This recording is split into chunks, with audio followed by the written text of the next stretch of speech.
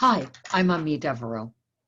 I don't know about you, but every time I ever tell somebody that I'm worried about something or I don't know how something's going to go, I get a pretty standard answer, which is something along the lines of, think positive, it'll work out.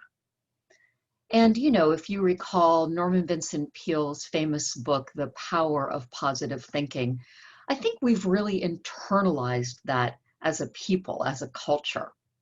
The idea that if you think positively, you'll be better motivated or better energized to look at the future.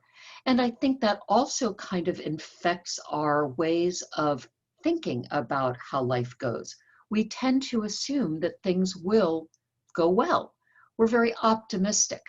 Now, I don't want to tell you not to be optimistic, but I do want to suggest that as you look out at the future, whether as an organizational leader or just a person or a parent or a small business owner, it's not such a great idea to be overly positive.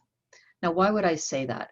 Well, what happens when you're overly positive is that you don't anticipate the problems that are going to emerge. And the reality is that the future is never really like the past, is it? Unexpected things happen. For example, I live in Florida. I remember Hurricane Andrew hitting. I lived in Miami at the time, and we were caught right in the middle of it. We lost a big part of the roof.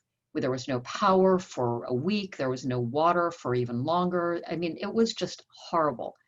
And nobody really expected that that would happen because there hadn't been a hurricane in a really long time. So we just weren't as prepared as we should have been. We didn't have a generator. We didn't have any backup plans. When this hurricane actually moved cars, I remember walking out of the house and not being able to find my way around because the whole landscape had changed. And the whole landscape changes on a regular basis from different things. There's a tool called defensive pessimism. And I'll be writing more about this soon. So if you subscribe to my newsletter, you'll get more information.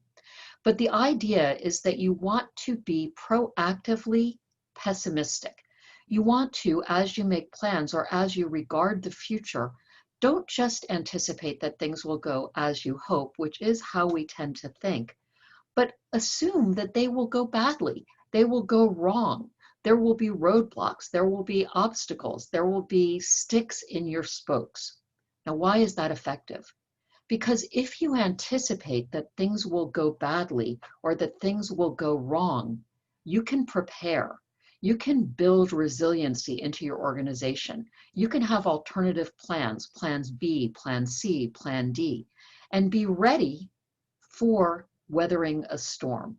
It may not be a hurricane, it may be a pandemic. It may be a change in the marketplace. It may be a change in your children's school situation. Things change, but they don't always change for the better. And it's not true that things always turn out positively. So anticipate the downward turns and be prepared. I hope this has been helpful. I'll be writing more about it, as I said, so please subscribe to my newsletter.